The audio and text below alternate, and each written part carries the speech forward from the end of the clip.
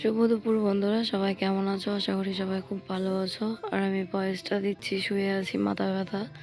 তো হয়তো অন্যরকম শোনা যাবে। তো আস্তে আস্তে ভয়েস দিচ্ছি, কারণ বাড়িতে আশেপাশে লোকজন আছে, তাই ঘরে আমাকে এরকম আস্তে করে দিতে হচ্ছে ভয়েসটা। তো এত আয়োজন দেখতে পারছো, ভাবছো যে আজকে এত আয়োজন, এত কিছু হবে রান্না কেন?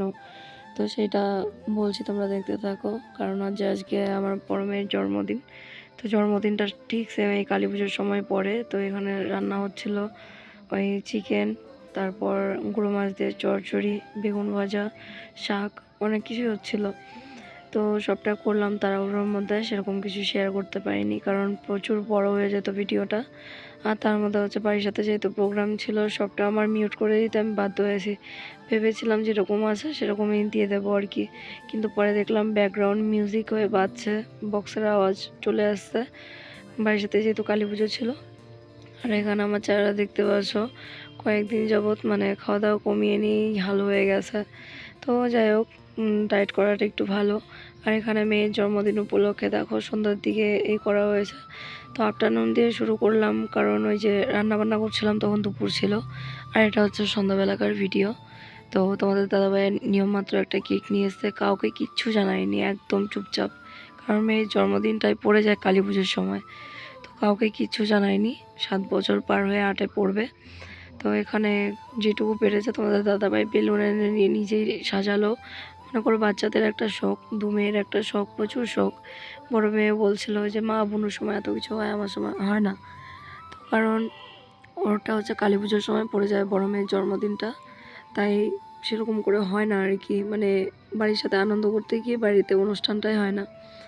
তো তোমাদের দাদাভাইয়ের সাথে কী কথা যেন বলছিলাম, সারাদিন থেকে তো ওই রান্নাবান্না করলাম, খাওয়া দাওয়া হলো, সন্ধ্যাবেলা একটু রেস্ট নিতেও পারিনি।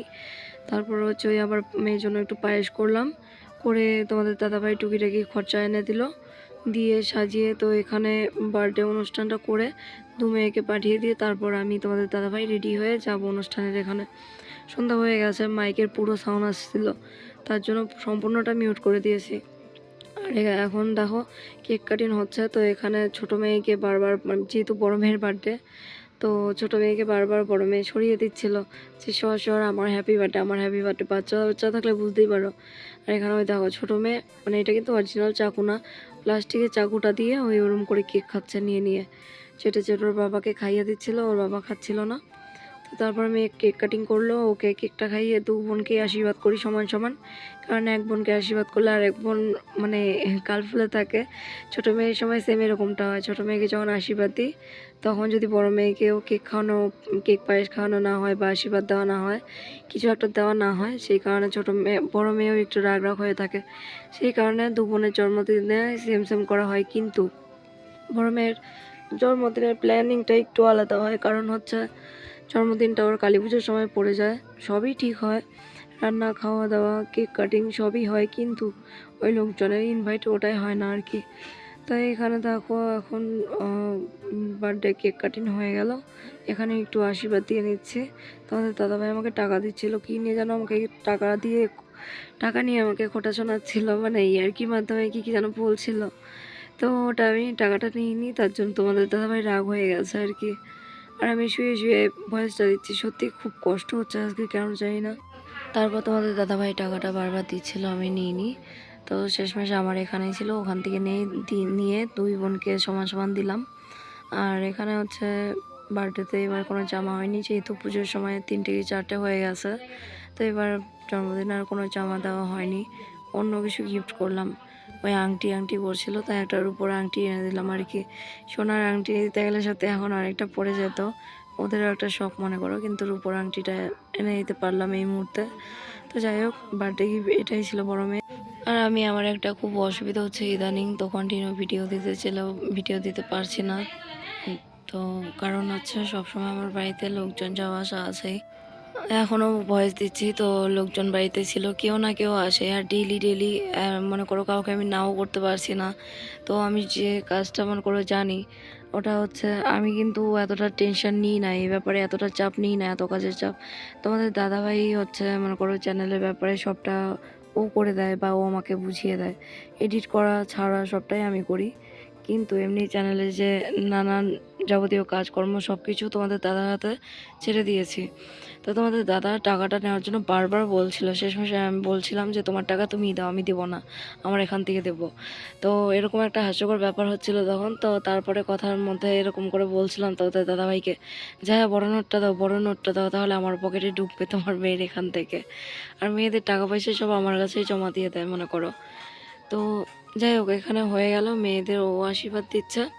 ওটাই বলছিলাম যে বাড়িতে আমার সারাক্ষণ জানো তো লোকজন আসে। এখন যা বুঝলাম যে আমার সন্ধ্যা 6টার আগে আমার ভিডিও দেওয়া কমপ্লিট করতে হবে, কারণ মনে করো একজন লোক পরে আসলে পরে আমি আর পারি না।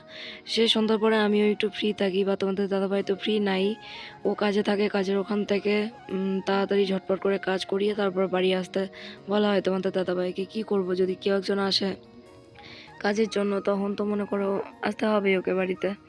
তো এখানে কেক তোমাদের দাদাভাইকেও দিয়ে দেবো। আর এখন মেয়েদেরকে ভাবছি পাঠিয়ে দিয়ে আমরাও ঝটপট করে রেডি হবো। আর যেহেতু কালী পুজোর পরের দিন ছিল মনে করো, তো দ্বিতীয় দিন এমনিতেই একটা ছোটো মোটো প্রোগ্রাম হচ্ছিলো আমাদের বাড়ির সাথে। তারপর হচ্ছে প্রোগ্রামের পরের দিন দশমী, একদিন কিন্তু এখানে প্রোগ্রাম হয়ই, মানে 3 দিন কি 4 দিন এখানে প্রতিমা রাখা হয়।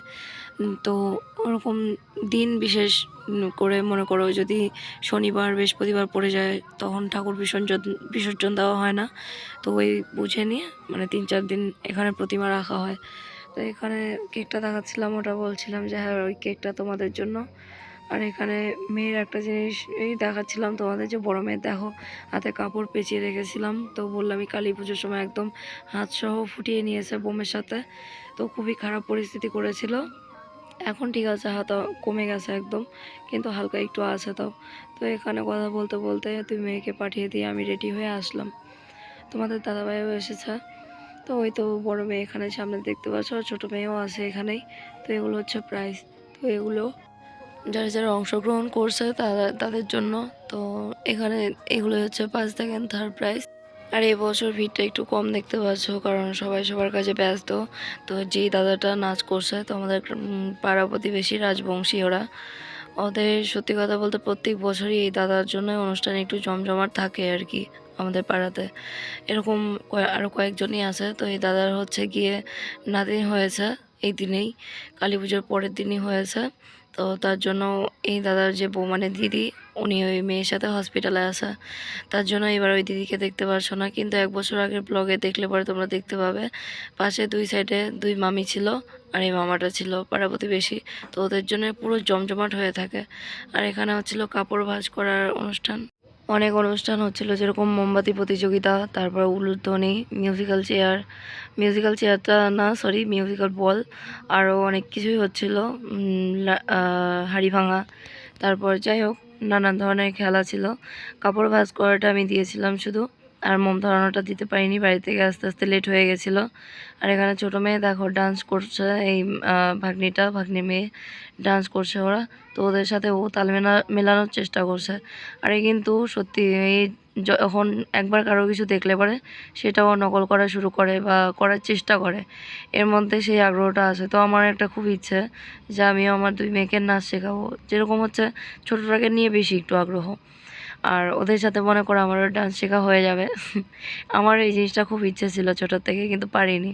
তো দেখছি কত দূর কী করা যায়। আর কালী পুজোর পরের দিন আমাদের এই ফাইনাল অনুষ্ঠান চলে গেল।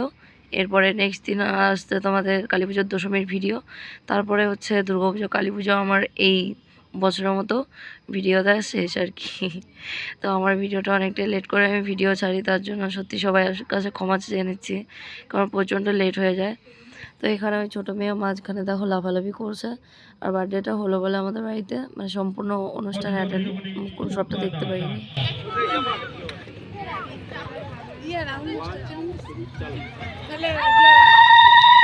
আর উলুধ্বনি আমার সবার সামনে এই প্রতিযোগিতা একটু অন্যরকম লাগে, কি আর দেবো, গলা তো ভাঙা ছিল পুরোটা।